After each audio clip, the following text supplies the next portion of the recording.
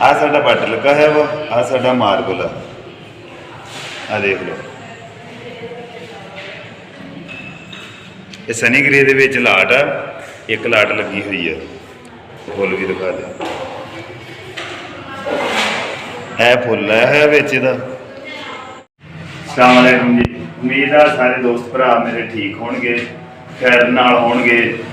असी ना स्कार्टिंग लाउण डे होए हां, यह मार्बल की स्कार्टिंग पालिश की हुई आ। अक्सर जी ना ब्लैक टाइल लवाउंदे आ, असी मार्बल की लाउण डे आ। ये पालिश की हुई आ, मार्बल की रगड़ाई बाद च होनी आ, पहले असी इहनूं मुकम्मल कर देना। मुकम्मल करके उस तो बाद इसकी रगड़ाई हो जानी आ, बिल्कुल आ साइडां भी जिहड़ियां ना ये साफ होणगियां। अगर रगड़ाई तो बगैर इहनूं ला दईए फिर इसकी ना चमक थल्ले नाल नहीं रलनी, फिर ये किसी तरीके नाल जी ये रगड़नी होंगी, सवाए ग्राइंडर से ना एक पत्ता 2-3 चढ़ा के वो मार के बस बराबर करते हैं, लेकिन नाल नहीं रलती होंगी। असीं ये पालिश करवाई है, पालिश करवा के फिर असीं हुण इहनूं लाउण डए होए हां।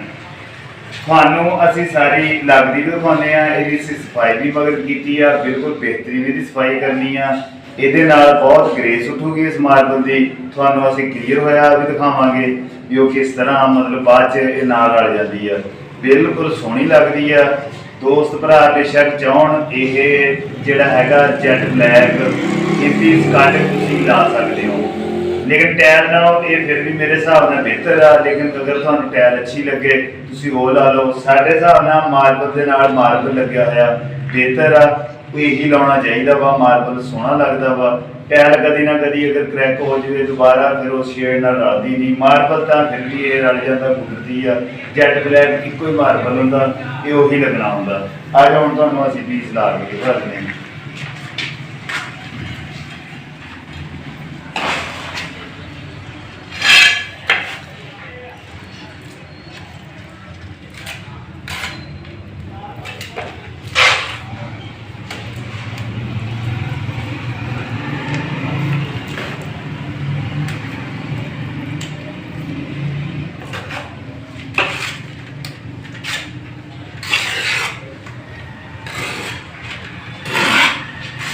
इसको ना इस तरह नीरू अच्छी तरह ला लेना वा, ताकि कोई खला वगैरह ना कितों रहे।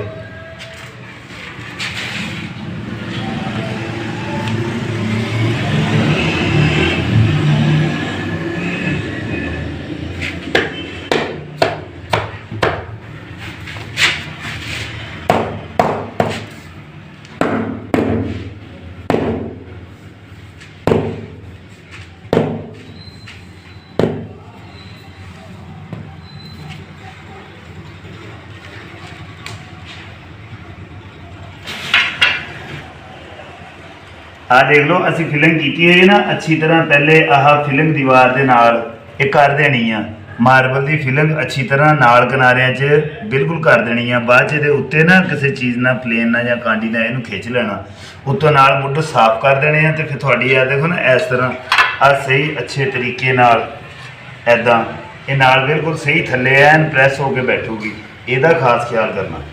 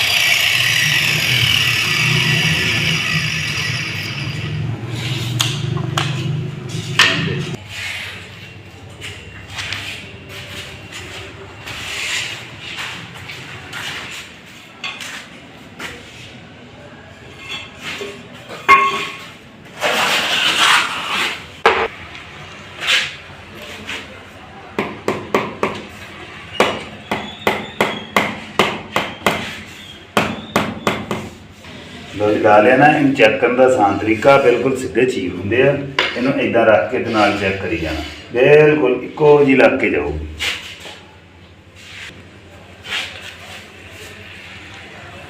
ਆ ਜਾਓ ਹੁਣ ਤੁਹਾਨੂੰ ਅਸੀਂ ਲੱਗੀ ਹੋਈ ਦਿਖਾਈਏ ਸਾਰੇ ਦੀ, ਤੇ ਇਸੇ ਵੀਡੀਓ ਦੇ ਵਿੱਚ ਅਸੀਂ ਤੁਹਾਨੂੰ ਤਿਆਰੀ ਵੀ ਦਿਖਾ ਦੇਣੀ ਆ ਵੀ ਇਹਦੀ ਤਿਆਰੀ ਹੋਈ ਹੋਈ, ਉਹ ਵੀ ਸਾਰੀ ਅਸੀਂ ਤੁਹਾਨੂੰ ਦਿਖਾ ਦਿੰਦੇ ਆ ਵੀ ਕਿੰਨੀ ਖੂਬਸੂਰਤ ਲੱਗੂਗੀ।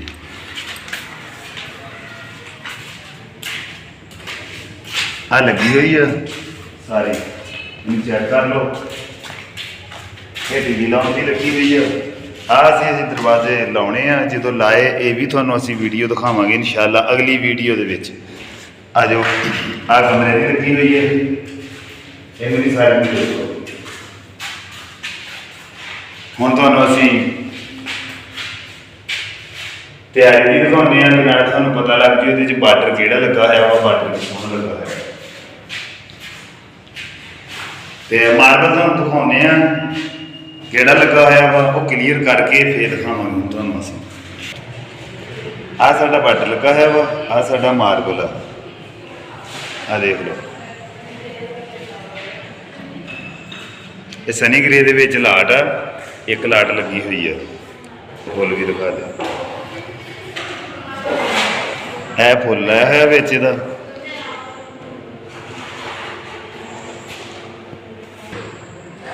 ਲਓ ਜੀ। ਆਹ ਅਸੀਂ ਤੁਹਾਨੂੰ ਸਾਰਾ ਕੁਝ ਦਿਖਾਤਾ ਵਾ। ਇਹ ਇਹਨਾਂ ਨੇ ਫੀਲਿੰਗ ਦੇ ਨਾਲ ਬਣਵਾਈ ਹੋਈ ਆ ਡੈਕੋਰੇਸ਼ਨ, ਇਹ ਵੀ ਮਾਸ਼ਾਅੱਲਾ ਖੂਬਸੂਰਤ ਲੱਗਦੀ ਹੈ। ਅਗਰ ਸਾਡੀ ਵੀਡੀਓ ਅੱਛੀ ਲੱਗੇ ਸਬਸਕ੍ਰਾਈਬ ਕਰਨਾ, ਲੋਕਾਂ ਨੂੰ ਸ਼ੇਅਰ ਕਰਨਾ, ਦੋਸਤਾਂ ਨੂੰ। ਬੜੀ ਮਿਹਰਬਾਨੀ ਆ, ਤੁਸੀਂ ਸਾਡੇ ਨਾਲ ਤਾਲੁਕ ਕਰਦੇ ਹੋ, ਸਾਡੀ ਵੀਡੀਓ ਦੇਖ ਲੈਂਦੇ ਆ, ਕੁਛ ਤੁਸੀਂ ਸਿੱਖ ਲੈਂਦੇ ਆ, ਇਹ ਵੀ ਬੜੀ ਮਿਹਰਬਾਨੀ ਹੈ ਦੋਸਤਾਂ ਦੀ। ਚਲੋ ਠੀਕ ਆ, ਮਿਲਾਂਗੇ ਅਸੀਂ ਅਗਲੀ ਵੀਡੀਓ।